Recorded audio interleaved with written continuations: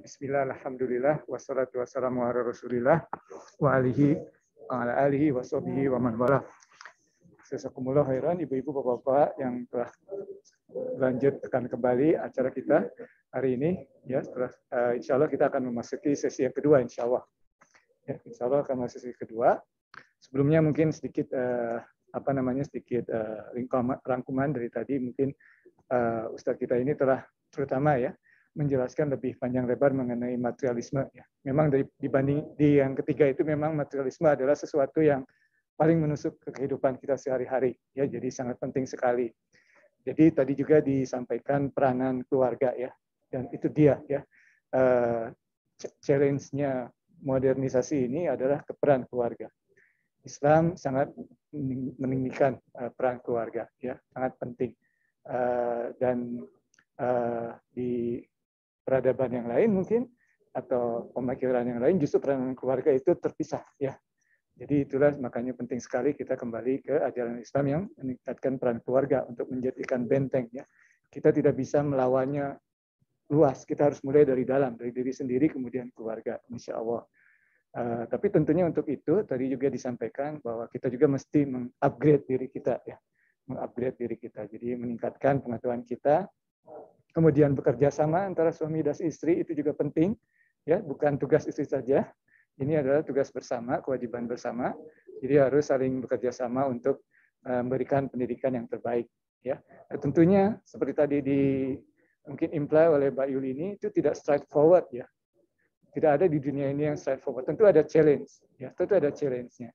Tapi di sini tadi juga disampaikan oleh Pak Ustadz juga oleh Mbak Yuli ini, yang penting kita justru meminta kepada Allah, ya. Materialisme itulah poinnya tadi ya. Materialisme itu percaya kepada sesuatu yang ada di dunia, sedangkan kita percaya kepada yang ada yang gaib ya. Tidak mungkin kita bisa mengatasinya sendiri. Challenges tersebut mintalah kepada Allah. Ya, mulailah dengan niat ingin memperbaiki diri, memperbaiki keluarga, kemudian diusahakan. Ya, berdoa dan terus berdoa. Insya Allah kita bisa mengatasi tantangan-tantangan tersebut insya Allah. Topik yang kedua, kita masuk topik kedua ya. Iya. Masuk topik yang kedua, insya Allah kita akan melihat contoh bagaimana implementasi kisah-kisah dalam Al-Quran. Untuk kita dalam ini kisah Al-Kahfi, ya, pemuda Al-Kahfi. Ya. Karena kadang-kadang seperti kita pernah bicarakan, kalau kita menginstruksikan sesuatu itu susah masuknya. Tapi kalau kita melihat dalam bentuk cerita, insya Allah lebih mengena. Insya Allah Ustadz waktu dan tempat kami persilahkan. Ya. Bismillah, alhamdulillah, wassalatu wassalamu ala rasulillah amma ba'du. Ahlan wa sahlan kepada yang baru hadir. Insya Allah kita akan sambung kajian kita. Kalau tadi informasinya, sekarang ini aplikasinya. Ada nggak sih di dalam Al-Quran role model para pemuda itu? Ada banyak. Di sirah lebih banyak lagi para sahabat. Kita sekarang yang mau mengulas tentang bukunya Dr. Aid Al-Qarni, mungkin udah terkenal ya, yang pengarang buku La Tahzan ya. Jadi, kun ashabul kahfi, katanya. Jadilah seperti pemuda Al-Kahfi, pemuda Goa. Kita tahu mereka adalah 7 orang yang lari dari kerajaan Romawi. Menurut sejarah itu pada masa itu diperintah oleh Raja Herdian di Jerash. Kota Jerash itu kira-kira 1 jam lah dari kota Amman di Yordania. Mungkin yang ke Amman nanti bisa singgah tuh di Jerash. Kira-kira berapa kilo ya dari Jerash itu ke Gua Ashabul Kahfi itu ya kira-kira 2 jam lah. Mereka lari dari situ. 7 orang. Ya. Nama rajanya itu kalau tidak salah ada lagi sebutannya itu raja apa begitu ya. Tapi intinya kita mau menampilkan sosok pemuda Al-Kahfi itu dan nanti kita bawa pulang, kita mau coba jadikan. Kira-kira sama nggak problemnya dengan saat kita ini? Maka kita baca dulu ayatnya. Sebelum kita sampai kepada Al-Kahfi, saya ingin membagikan sedikit informasi tentang surah Al-Kahfi. Kemarin sudah dibahas di Edmonton, ya, bahwa kita juga ditargib, dimotivasi untuk membaca surah Al-Kahfi pada setiap hari Jumat, ya.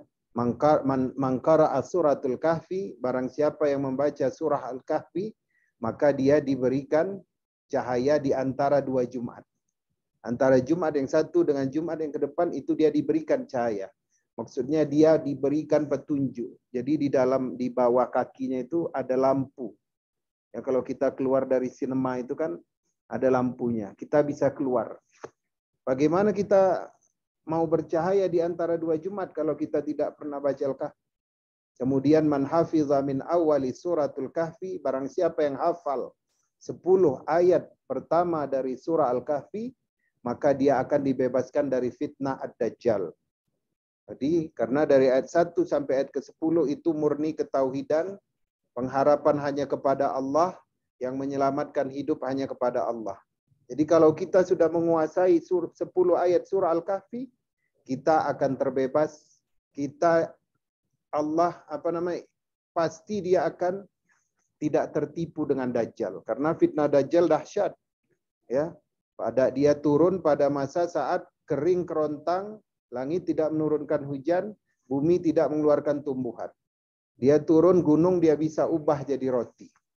Ya, dia kata hujan turun, hujan turun. Sungai dia pegang menjadi beku, berhenti airnya. Ya, maka akan banyak orang-orang yang terfitnahkan dengan kedatangan Dajjal. 2 kota yang tidak bisa dimasuki, ini secara cepat aja ya, yaitu Makkah dan Madinah. Bukan berarti orang yang di dalam tidak bisa keluar, tapi nanti akan banyak orang di Makkah dan Madinah yang keluar. Karena apa? Karena rasa lapar. Para sahabat bertanya, bagaimana orang hidup pada masa Dajjal? Orang beriman yang mengenyangkannya adalah kalimat tasbih, tahmid, dan takbir. Maknanya bisa jadi dengan berzikir itu kita kenyang, atau dengan berzikir itu hati kita tenang. Jadi sudah mulai dibiasakan dari sekarang kepada anak-anak kita. Ya. Jadi ayatnya yang pertama adalah iz awal fityatu. Ya. Ingatlah ketika kami cobai beberapa pemuda yang mereka lari. Ingatlah iz awal fityatu, tentang beberapa pemuda yang lari ke gua. Faqalu, maka mereka berdoa, Rabbana, Tuhan kami, atina, datangkanlah kepada kami, min ladunka, dari sisi engkau, rahmatan, kasih sayang, wahayyi lana, dan karuniakanlah bagi kami, dan berikanlah kami dari urusan kami yang lari ini, dari negeri kami ini, rasyada, petunjuk. Ya. Jadi kisahnya 7 orang yang tadinya hanya 1 orang, ketika di satu padang yang luas, masyarakat tengah melakukan penyembahan terhadap berhalanya, 1 orang pergi ke bawah pohon.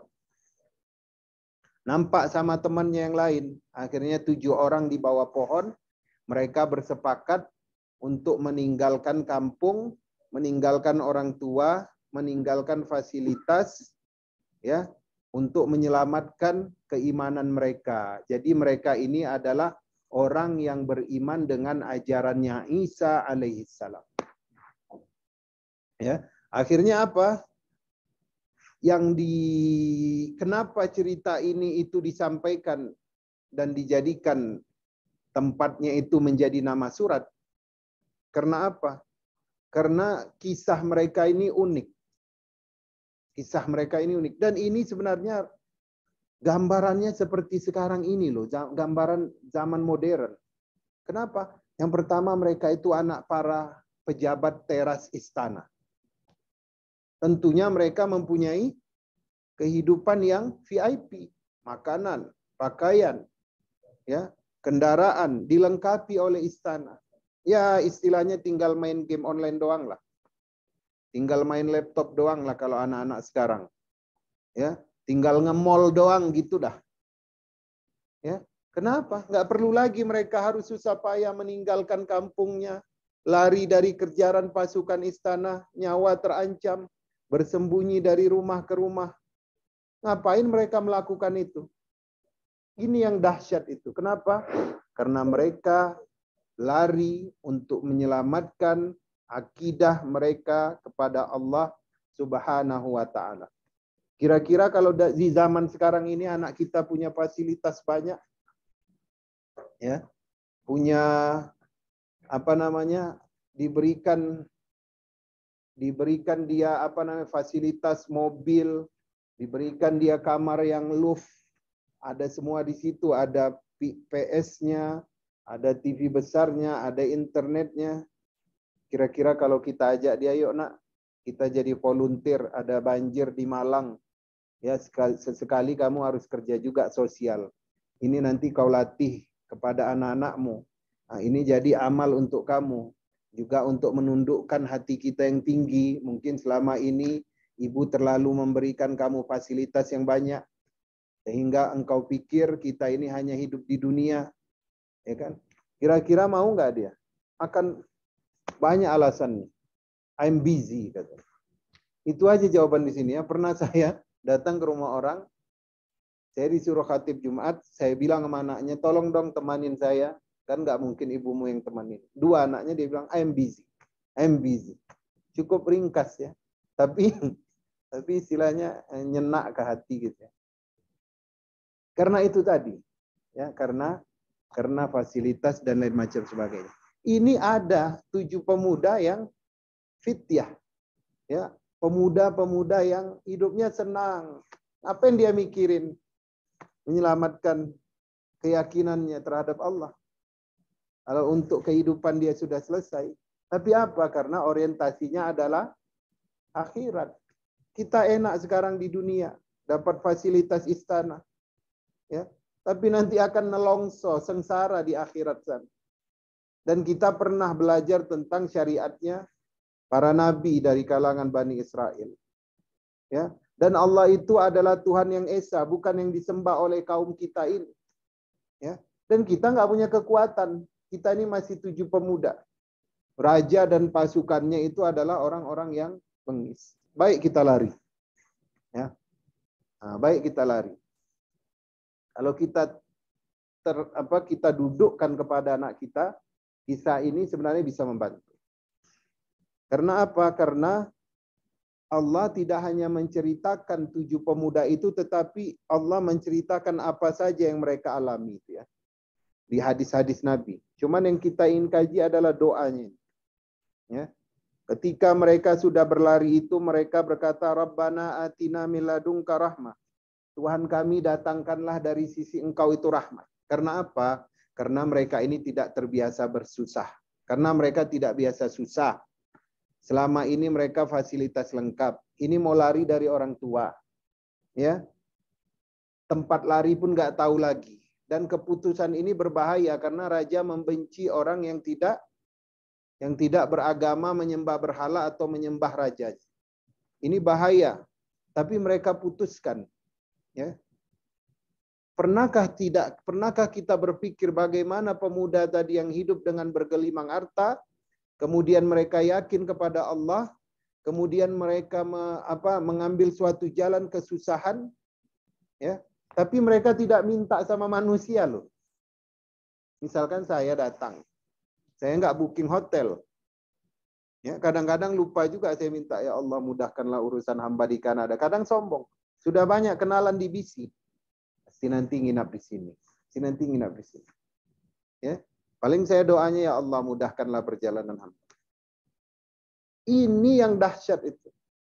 Mereka tahu posisinya, kita ini susah, nggak ada yang bisa bantu. Bisa jadi ada orang beriman nanti di perjalanan kita. Tapi itu tidak akan banyak membantu. Dia manusia lemah. Ya. Ayo angkat tangan sama-sama minta sama Allah. Itulah ketika Allah mengatakan iz'awal fityatu ilal kahfi, ringkas saja.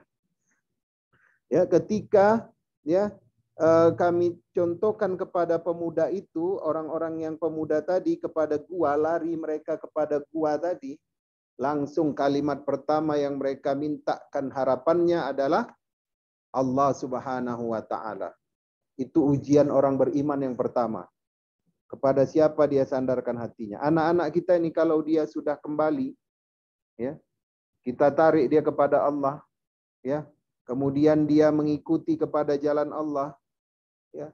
Yang pertama kita tekankan adalah nanti kalau jalanmu susah, dan pasti akan susah, teman-temanmu akan meninggalkanmu, ya. Kemudian nafsumu nanti akan banyak yang terkekang, ya. kemudian nanti mungkin jalanmu kanan kiri itu nanti akan ada batasan, mintalah kepada Allah untuk diberikan kemudahan. Ini dahsyatnya ini. Ya, mereka baru lari dari kesulitan langsung tahu kepada siapa meminta. Langsung dia minta kepada Allah, dan karuniakanlah bagi kami dari urusan kami ini, yaitu rasyada, petunjuk. Nah, karena doa yang dahsyat inilah penjagaan yang tidak terfikirkan oleh manusia pada zaman sebelum mereka ataupun setelah mereka, itu Allah tunjukkan.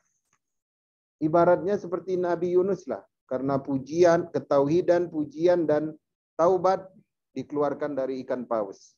Mereka begitu juga. Karena langsung mengharapnya kepada Allah dan meninggalkan sesuatu juga karena Allah, Allah ganti sesuatu dengan yang dahsyat. Bapak Ibu jangan takut.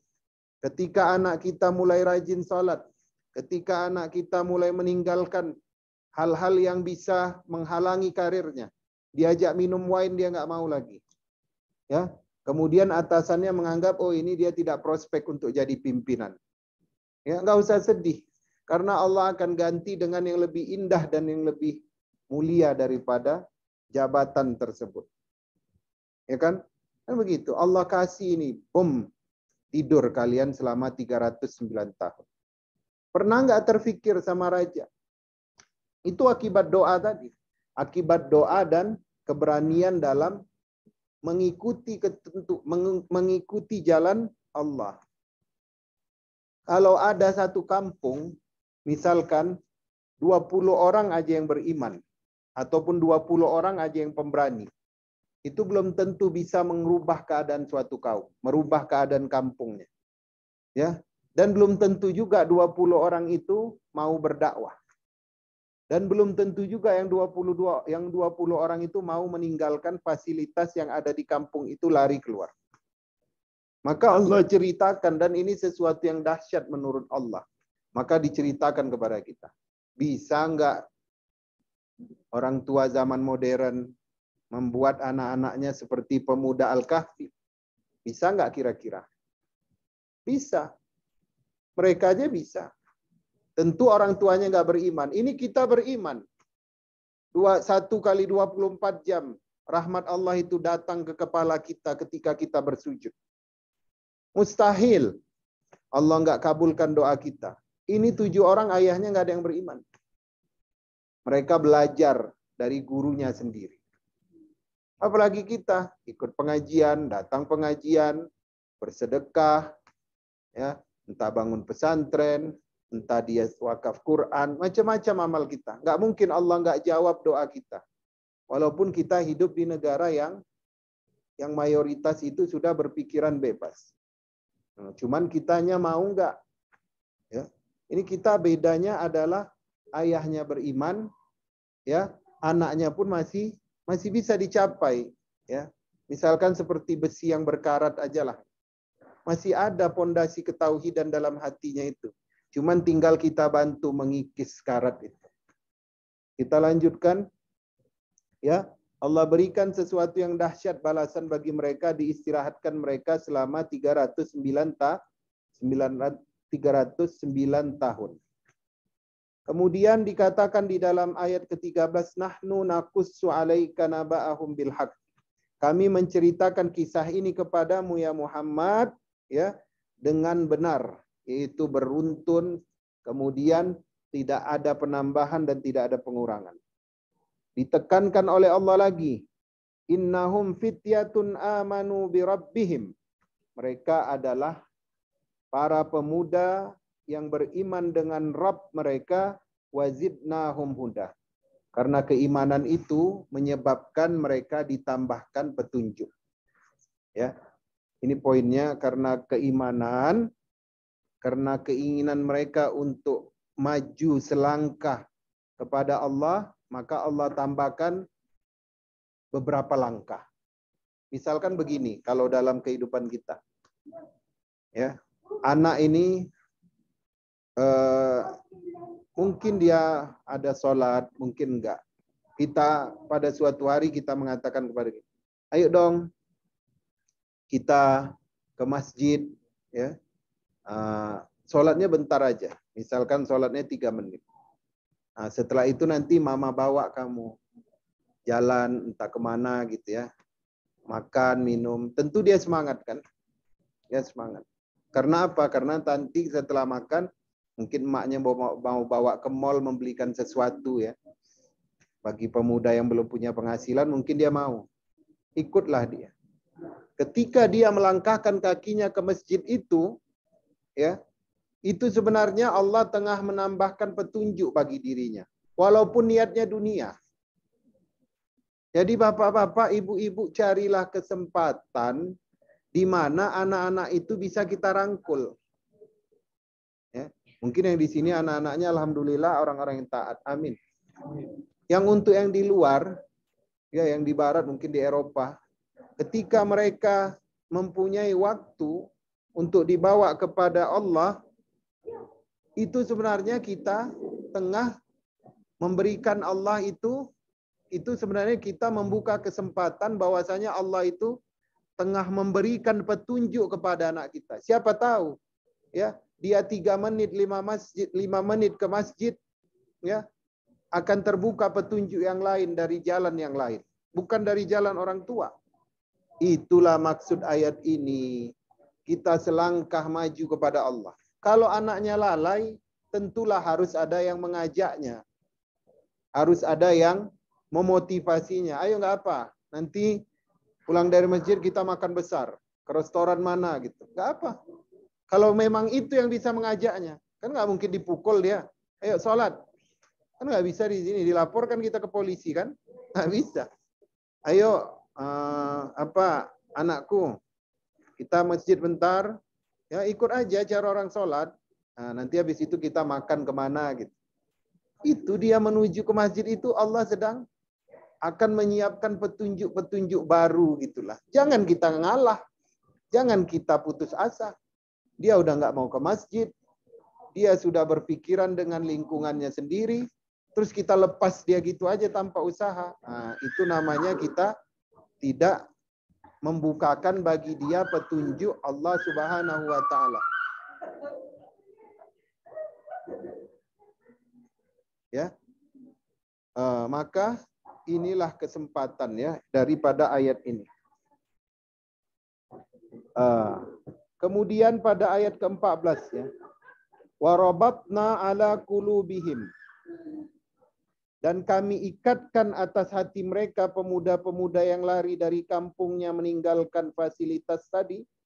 Izqamu ketika mereka berdiri memutuskan untuk lari dari kampung. Rabbuna, mereka mengatakan di depan raja mereka, Tuhan kami adalah Rabb yang mempunyai langit dan bumi, lan nad'uwa min dunihi ilahan. Sekali-kali tidak kami akan menyeru kepada selainnya sebagai Tuhan. Ya. Ayat ini istilahnya menyatakan, tadi anak udah mau kita. Kalau kita relevansikan kepada kehidupan kita ini sekarang, mau dia kita ajak sholat, ya, mau dia ikut pengajian, itu sebenarnya tadi ya, Allah akan siapkan kejutan-kejutan baru bagi dirinya dan ayah. Ya, jangan putus asa. Kemudian, ya, bisa jadi kejutannya itu adalah, ya, menerangi hatinya untuk, ya, menjadi orang yang benar-benar tauhidnya itu kembali gitu. Langsung itu karat-karatnya hilang. Sejuk mata dia melihat orang muslim ini, wajahnya segar berwudu. Ya. Boys.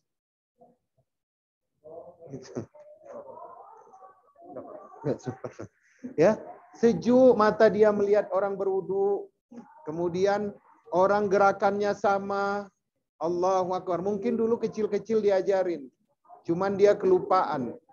Cuman dia setelah ayahnya sibuk tidak dibiasakan kembali. Ya.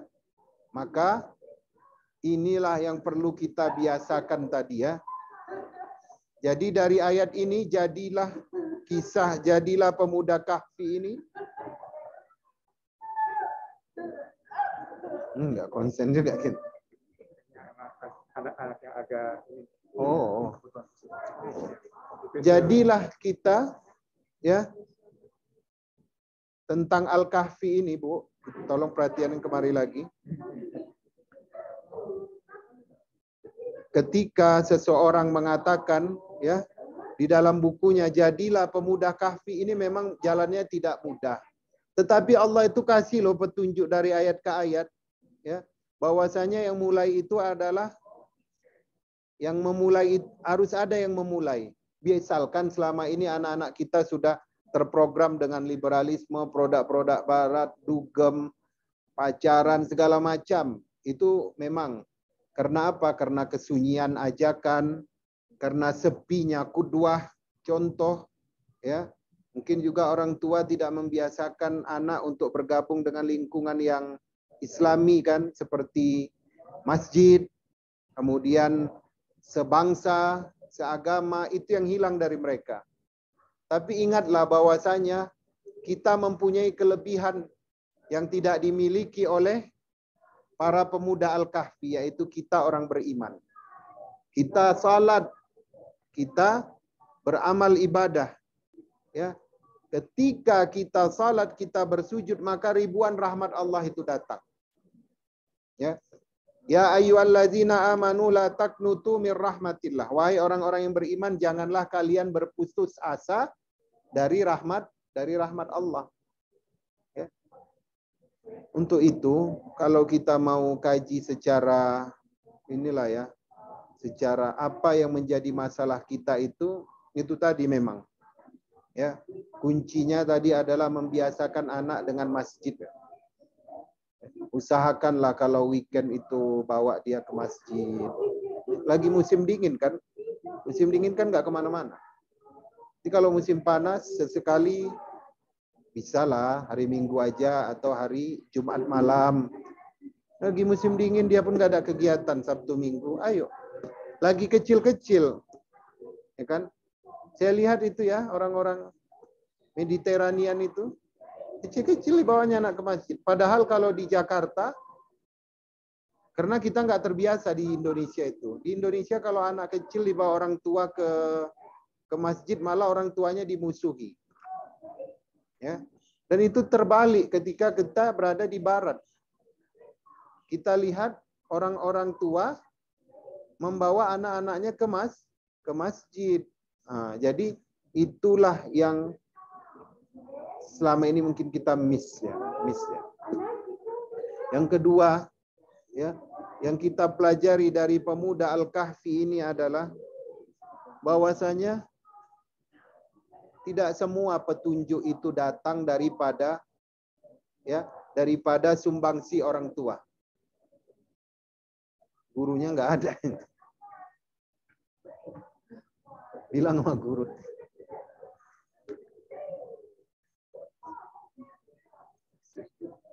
Sedekah. Tidak semua petunjuk kepada anak itu ya datang daripada orang tua. Seperti pemuda Al-Kahfi ini, kenapa Allah pilih mereka 7 itu? Mungkin bisa jadi mereka adalah orang-orang yang selama ini mungkin kan banyak sekarang keluarga sultan kerjaannya pamer. Kerjaannya buat konten yang untuk diviralkan, untuk menyombongkan, makan dengan harga puluhan juta.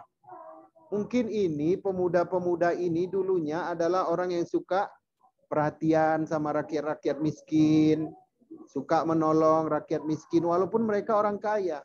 Bisa jadi ayahnya adalah orang-orang yang jujur, ya. Bisa jadi ayah-ayahnya salah satunya ibunya mungkin adalah orang yang suka menasihati suaminya untuk tidak semena-mena, begitu. Kita lebih beruntung. Ini orang tuanya, ayah ibunya orang saleh, cuman agak sibuk saja. Dan perlu yang namanya rutinitas itu.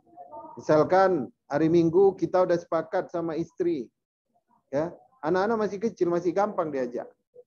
Subuh di masjid, maghrib sama isya di masjid, misalkan, atau zuhur dan asar, maghrib isya jamaah di rumah, nggak apa-apa, ya kan? Sebenarnya kita lebih beruntung, ya. Maka Allah ceritakan tentang Al-Kahfi ini kepada kita supaya menjadi pelajaran.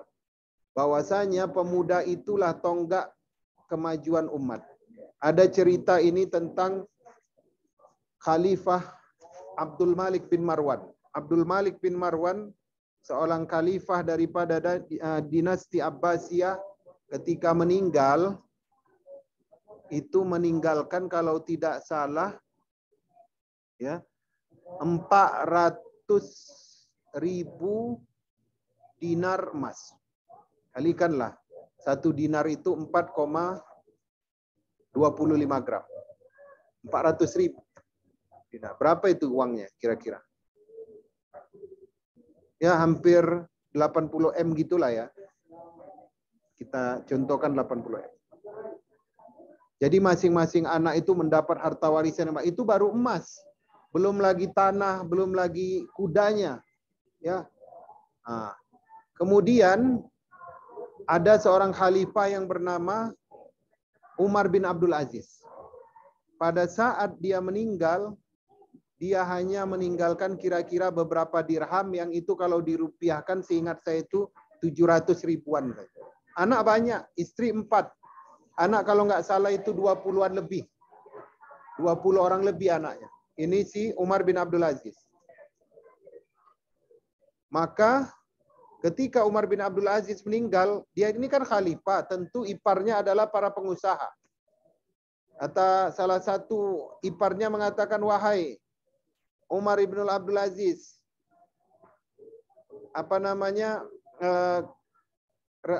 kasihanilah sedikit anak-anak keturunanmu ini. Ya, kasihanilah sedikit anak-anak keturunanmu ini.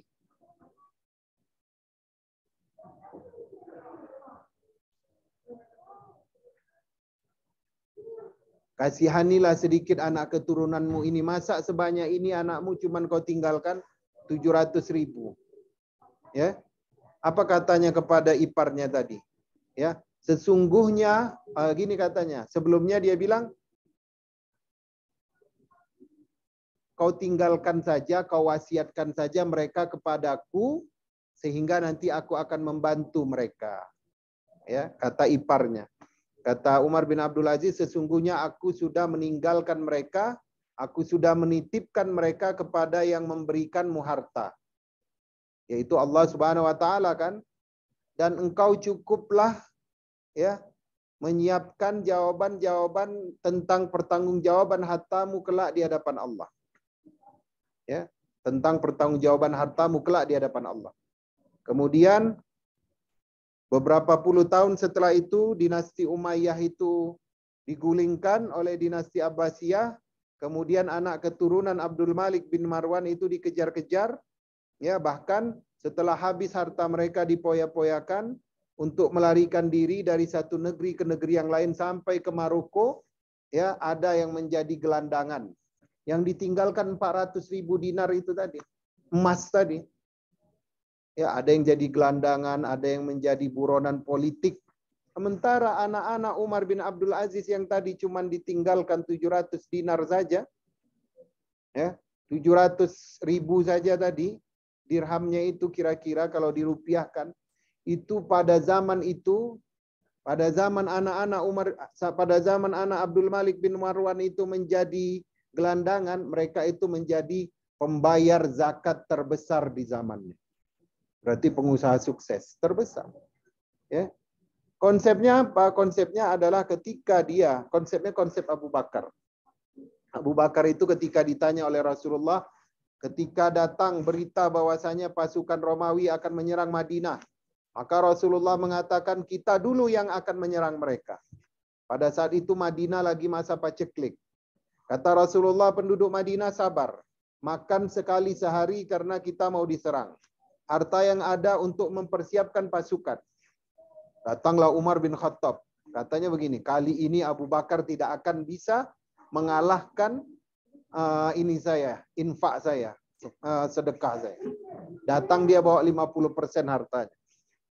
Ya, ternyata Abu Bakar udah sampai duluan. Ya, dan Umar mendengar percakapan antara Rasulullah dan Abu Bakar. Maka hadis itu diriwayatkan oleh Umar bin Khattab. Ketika itu Abu Bakar sedang menyerahkan hartanya. Kata Abu Bakar, ya, aku serahkan seluruh hartaku kepadamu ya Rasulullah untuk mempersiapkan pasukan menuju medan Yarmuk. Ya Yarmuk ya. Kata Rasulullah, tidak, sepertiganya saja. Kata Abu Bakar, tidak, semuanya ya Rasulullah. Kata Rasulullah, kalau begitu 2/3 saja. Tidak, semuanya ya Rasulullah. Kemudian ditanya oleh Rasulullah, ma'abqaita li ahlik. Apa yang akan engkau tinggalkan untuk keluargamu?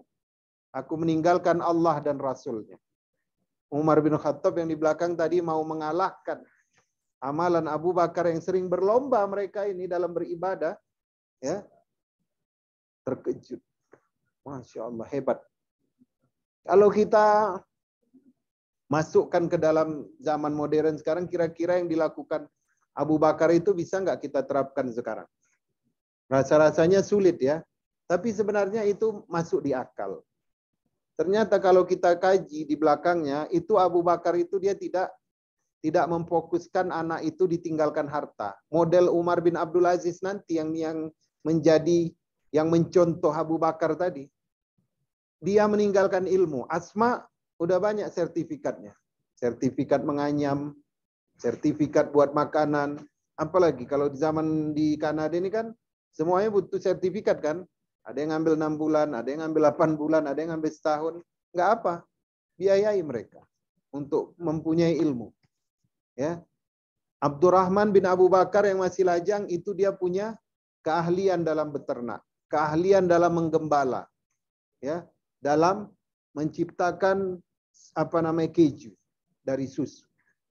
Jadi mereka walaupun ayahnya habis hartanya, mereka masih bisa makan, masih bisa survive. Ya. Itulah yang dicontoh dari Abu Bakar itu. Memang semua harta. Jadi dia nanti seolah-olah mengatakan kepada anaknya, kalian sudah aku sekolahkan, ya, sudah aku besarkan, sudah aku didik untuk taat kepada Allah, carilah kehidupan sendiri. Hartaku ini jangan diganggu. Ini untuk amal ibadahku nanti ke hadapan Allah. Walaupun tinggalkan sedikit warisan itu nggak masalah. Cuman ini yang nggak dipakai oleh manusia modern, terutama di Indonesia ya, bukan di sini. Ya. Tahu nggak Ibu istilah 7 turunan itu muncul karena apa? Karena setiap keluarga mempersiapkan uang untuk keturunannya masing-masing. Orang di Indonesia itu kebanyakan Pak Haji yang eselon-eselon yang udah PNS itu, dari mulai anaknya lahir sampai dia meninggal, tak habis-habis mempersiapkan anak. Ya. Anak masuk sekolah, ya udah tentu kewajiban ayah. Ya. Anak mau menikah, anak tamat kuliah, pekerjaan, ayah yang menempatkan posisi di kantornya. Masukkan dia, Pak Inspektorat, saya siap bayar 200 juta. Duduk anak, pakai baju kuning. Mau menikah, resepsi gedung 500 juta, catering, ayah yang siapkan. Ya, setelah menikah butuh rumah, nggak usah ambil kredit rumah, pakai rumah ayah yang di sana, misalkan di Rawamangun, duduk sana, udah ada. Ya, 2 tahun kemudian dibujuk-bujuk istrinya, jangan sampai nanti rumah itu jadi harta warisan, terusir kita nanti bang. Nah, minta surat rumah, suruh hibahkan, dikasih sama ayahnya hibah. Udah itu nanti melahirkan, punya anak segala macam, cucu, ibunya yang mengurus. Jadi babysitter. Kemudian keperluan cucu, ibunya juga nanti yang memberikan bajunya, ininya, itunya. Jadi habis kita menyiapkan keturunan aja. Umat di tetangga sebelah yang nggak makan, yang nggak sekolah, nggak ada kita pikirkan. Pesantren tahfiz mau melebarkan ruangannya, mau buat sekolah, itu urusan mereka. Urusan saya, keturunan saya jangan sampai susah. Anaknya bangkrut, punya usaha, orang tua yang nggak tidur 7 hari. Akhirnya tabungan udah mulai menipis, bilang sama istrinya, jual emas-emas muda, bantu anak kita. Ya, sampai meninggal pun nggak mau berwakaf. Mikirin apa? Mikirin nanti harta untuk warisan anak, supaya hidupnya nggak susah. Akhirnya mati jumpa sama Allah, apa yang kau kasih untuk umat? Nggak ada ya Allah.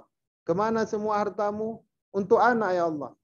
Sebiji pun nggak ada, batu bata kau wakafkan, nggak ada ya Allah. Nah, sekarang tanggung jawabkanlah semua harta itu.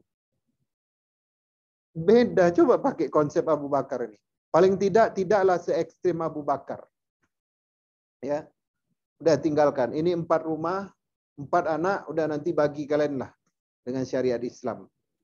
Nah, ini tanah yang di sini, apa lagi namanya, aset yang di sini jangan ganggu. Ini sudah ayah wakafkan, ya, untuk kebutuhan umat Islam. Ini ayah wakafkan untuk pembangunan sekolah, ya, cukup bagian kalian ini. Kan harusnya begitu kan? Itu masih rahmah itu, masih ada sifat kasih sayangnya. Kalau Abu Bakar enggak ada. Udah dapat ilmu, udah dibesarkan, udah disekolahkan, udah dikasih makan, kasih minum, udah. Cari kehidupan sendiri, cari yang halal dengan ilmu itu. Nah, ini ayah mau menyelamatkan hidup ayah pula dengan harta ayah ini. Kembali kepada Allah. Ini kalau tanah dia dikasihnya sama Nazir. Nazir yang mempertanggungjawabkan. Dia nggak tanggung jawab lagi. Nanti kan ada kata Rasulullah SAW, bermacam-macam manusia pada hari kiamat. Ada yang jalan dengan kepalanya, ada yang berjalan dengan kedua tangannya, kakinya di atas. Ada yang berjalan dengan lehernya seperti ular. Ya, ada yang membawa banyak laporan. Saking banyaknya harta yang mau dilaporkan, di kuping diikatkan, di leher diikatkan, di pinggang diikatkan begeret-geret. Ya, laporan-laporan yang harus dia bacakan di hadapan Allah. Tapi nanti kalau dia sudah dia selesaikan di dunia semua. Ada. Yang ini nazir yang tanggung jawab ya Allah. Yang ini sudah jadi masjid, tempat orang bersujud ya Allah. Yang ini udah untuk kehidupan anak yatim. Kan gitu kan. Nah, jadi untuk menciptakan pemuda yang tadi, kita juga harus mengejarnya dengan amal saleh. Ya. Setiap kita beramal saleh itu, kita doakan, ya Allah, dengan sedekah ini, lembutkan hati anak hamba. Dekatkanlah dia kembali kepada kami. Ya. Dengan sedekah ini, ya, jadikanlah dia orang yang berguna untuk umatnya, seperti itu. Ya. Nah, jadi bagaimana kita mencetak pemuda kahfi itu sebenarnya lebih mudah daripada para orang tua yang menjadi pemuda, yang menjadi ayah dari para pemuda itu sendiri. Kalau mereka ayahnya tidak beriman, pemudanya beriman, ini ayah dan anak beriman. Cuman masalahnya kita mau tidak berkorban sedikit. Ya, mau tidak Sabtu Minggu itu pergi ke masjid. Misalkan kampanye saya pada 2001 ini, 2021 November ini, untuk di sini kampanyenya udahlah. Satu keluarga sholat jamaah di masjid. Tinggal pilih sholatnya. Ya, paling tidak 2 kali. Mungkin sampai di situ saja. Ya, kita lanjutkan dengan saya kembalikan kepada moderator. Sekolah heran, Ustaz. Terima kasih atas materi yang disampaikan. Sesi barangkali akan dibuka dengan sesi pertanyaan. Tadi dilihat belum ada pertanyaan online, mungkin dari bapak-bapak, ibu-ibu yang hadir mengenai kisah pemuda Al-Kahfi ya. Jadi memang kalau tadi sesi pertama mengenai istilahnya teorinya ya, ini aplikasinya ya, dari kisah Al-Kahfi, pemuda Al-Kahfi, dan juga kisah dari para sahabat ya. Jadi mungkin prinsipnya tadi ya, pertama mungkin masalah orientasi seperti kita kemarin. Orientasinya orientasi akhirat ya. Walaupun kita bekerja di dunia, karena memang kita ada di dunia, tapi orientasinya orientasi akhirat. Kita menjadi dokter, orientasinya orientasi akhirat. Menjadi insinyur, orientasinya orientasi akhirat. Ya, itu satu. Jadi dari situ ya mungkin pola pikirnya berubah.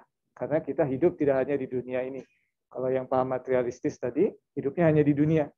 Ya, kalau kita hidup di dunia untuk mempersiapkan diri kepada akhirat. Ya, Contohnya diberikan tadi pemuda Ahqafi, kemudian kisah hidup para sahabat ya, terutama Abu Bakar ya tadi yang Ivan tangkap ya, yang anaknya paling tidak ada dua disebutkan, Asma itu kakaknya Aisyah ya, kemudian Abdurrahman ya, mereka diberi ilmu ya, jadi mereka bisa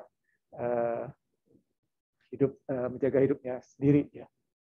Kemudian juga putranya Umar ibn Abdul Aziz tadi. Bagaimana, sudah ada pertanyaan mungkin belum ada? Oke. Assalamualaikum. Ada pertanyaan? Silakan yang dari masjid.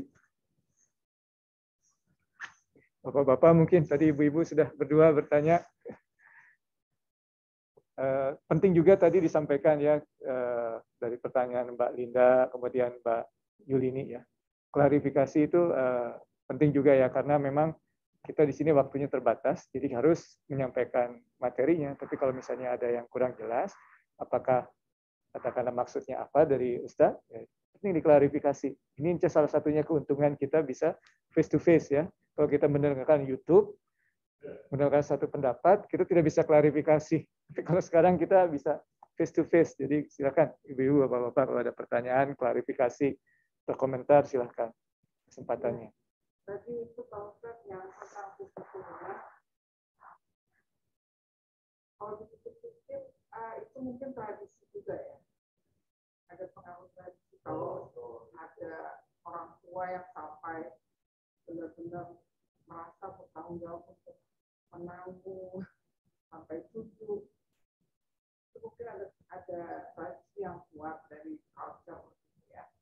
Nah, kalau dengan kita bersama orang Indonesia tinggal di sini, ada beberapa kayak prinsip orang Barat yang kita serap, yang sepertinya justru malah mencegah hingga orang tua yang berpikir seperti itu. Karena di sini konsep seperti orang punya keluarga Barat ini, begitu mereka sudah 18 tahun harus keluar.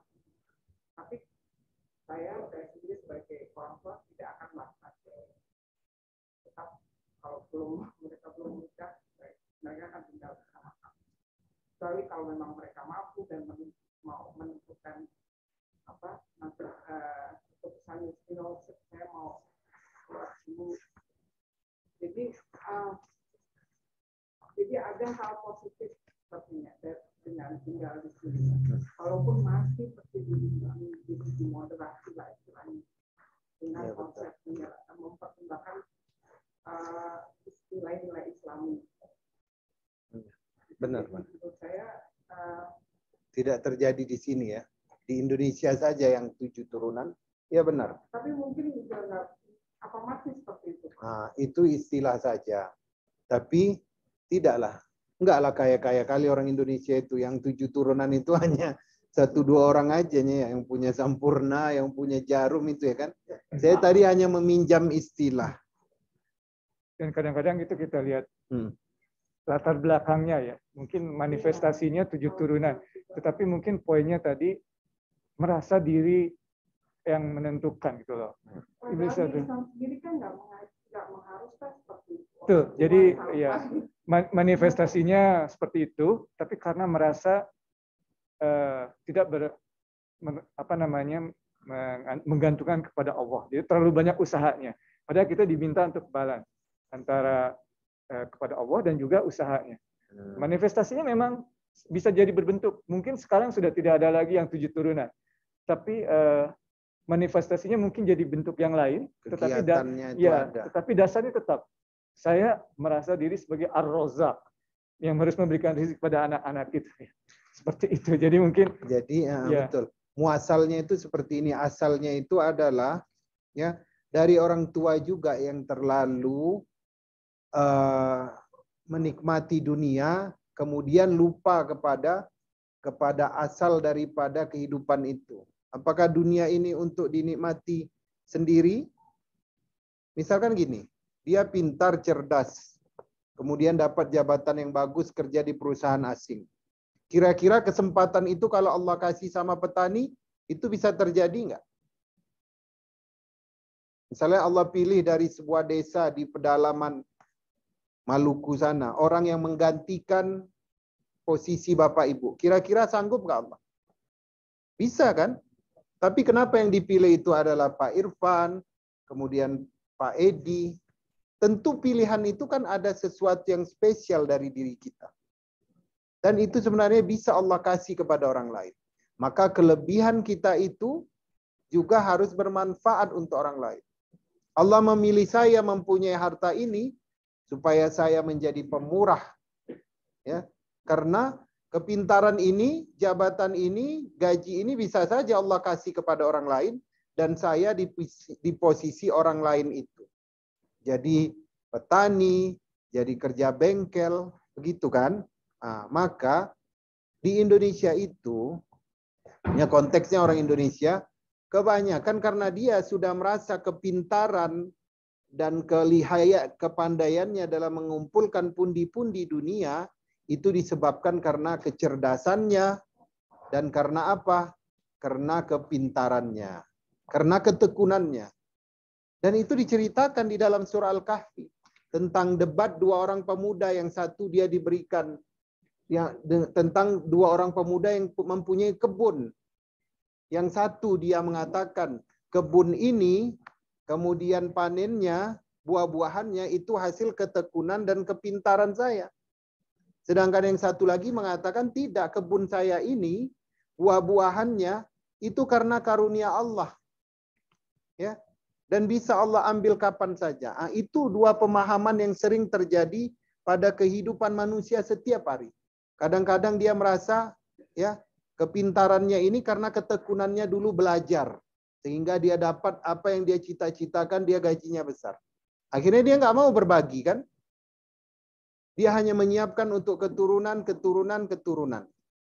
Sementara yang satu lagi, satu firqah lagi, satu fi'ah lagi, satu golongan lagi mengatakan, nak rezeki ayah ini, ayah kerja di Boeing, ayah kerja di Amazon, ya itu karena apa? Karena karunia Allah.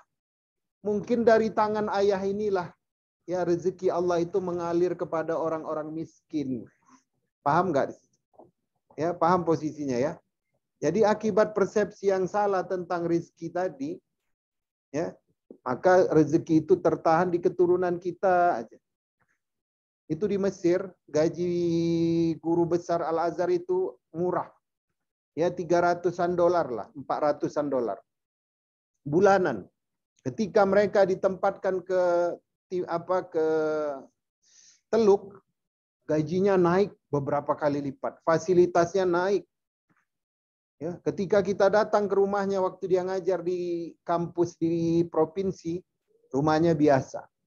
Ketika pulang 4 tahun dari Kuwait, dari Oman, dari Brunei, dari Malaysia, rumahnya tetap sama. Ini dari Brunei, gajiannya mungkin ya di atas 10.000 US dollar. Kita lihat kok rumahnya sama aja. Kata kakak kelas, tapi lihat bertambah sekolah baru di kampung, ya, bertambah masjid baru di desa yang dekat dengan orang petani, jadi mereka nggak susah sholat berjamaah. Itu dia paham konsep saya belajar, saya pintar, saya kaya, itu karena karunia Allah. Dan itu bisa saja Allah pindahkan ke petani itu, dan saya yang jadi petani, yang miskin. Ya.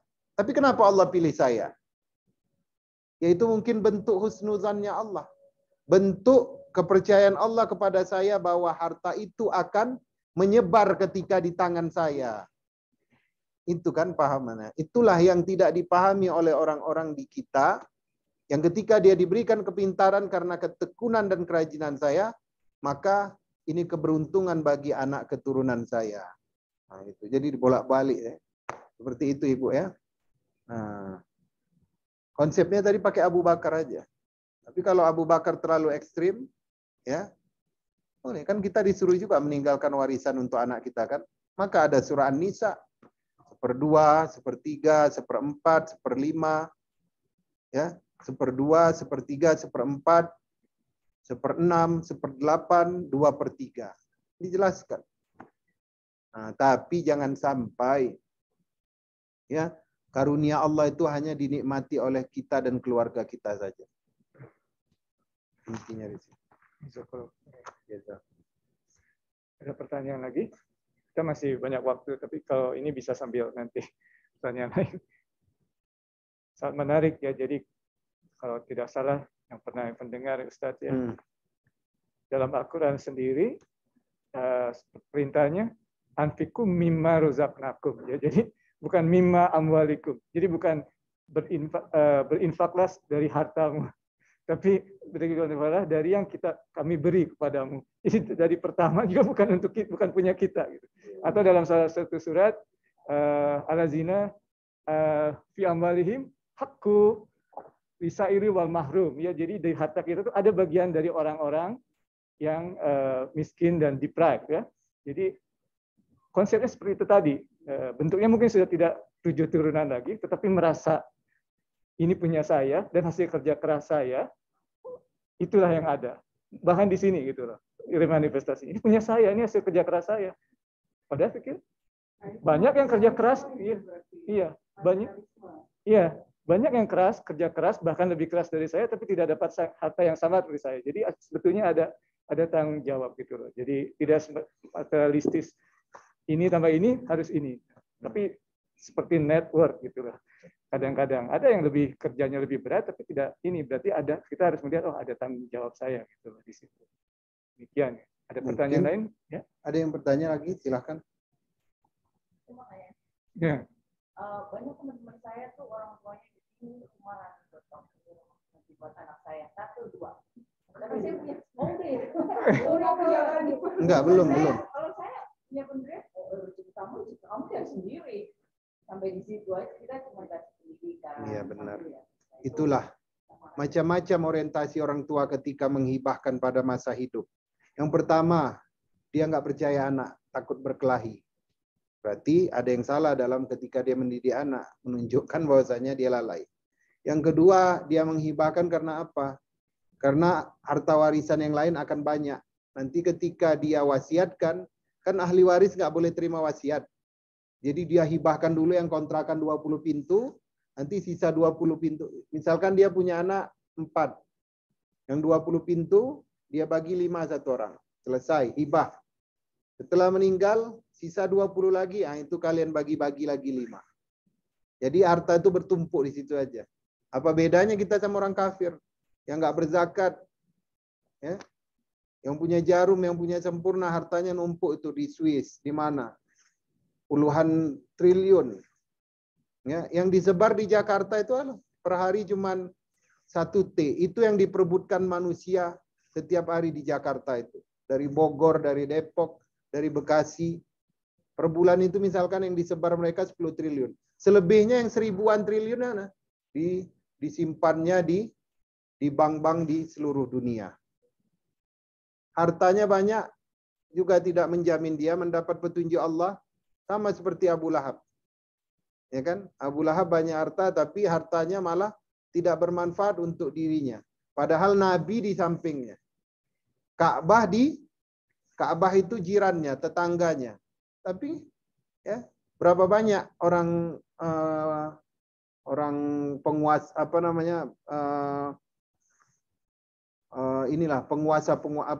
pebisnis besar di Indonesia itu mati dalam keadaan kafir. Bisa jadi direktur keuangannya orang Muslim. Bisa jadi sekprinya orang Muslim. Tapi nggak bermanfaat iman mereka. Kenapa? Ya, paling cepat kalau ada sogokan dia yang ngantar, yang orang Islam yang ngantar. Kalau ada mau korupsi, direkturnya yang duluan korupsi. Sama aja kayak dia bosnya lihat ini sama saja kayaknya kayak kami. Jadi nggak tertarik orang dengan agama itu. Bisa jadi tangan kanannya, bawahannya yang menghalangi dia dari petunjuk Allah. Kalau di Eropa, Aljazair, orang Tunis, banyak orang masuk Islam dari akhlak mereka. Ya. Kenapa?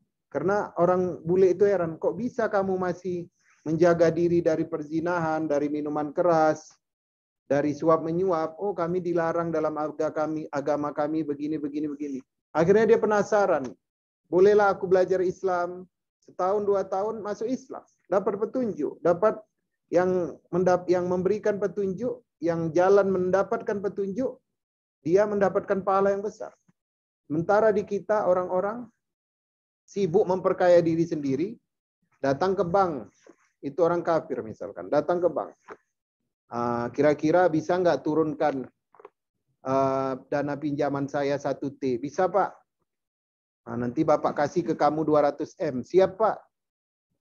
Haji dia. Udah bolak-balik. Dia tiap tahun 2 kali umrah. Datang kata Bapak itu yang pinjam uang itu. Ya. Berarti sama aja dong mereka kayak kami. Nggak ada suci-sucinya. Sama kok jahatnya gitu ya kan. Jadi maksiat kita itu kadang menghalangi orang kafir dapat petunjuk. Itu akibat tadi itu ya. Jadi kalau kita hanya mempersiapkan hibah, mau bagi-bagi sebelum mati, ya, ada lagi orang tua, nanti dia pesan sama notarisnya bagi secara adil. Perempuan 2, laki-laki 2. Berarti dia tidak ridha dengan Allah jelaskan secara terperinci. Nggak suka dia dengan hukum syariat. Beda lagi. Ada yang dia memang hibahkannya semua daripada aku wakafkan. Nah, itu nampak dia orang pelit ya kan? Nggak paham posisi harta. Seperti itu. Jadi sebaiknya tinggalkan juga untuk mereka, pakailah dengan pembagian Islam. Kalau mau dihibahkan, ya hibahkan karena memang itu kebutuhan. Ini anak 4, 3 udah punya rumah. Yang 1 anaknya sudah banyak, suaminya masih karyawan biasa. Dah, yang 1 ini rumahnya kita hibahkanlah untuk dia.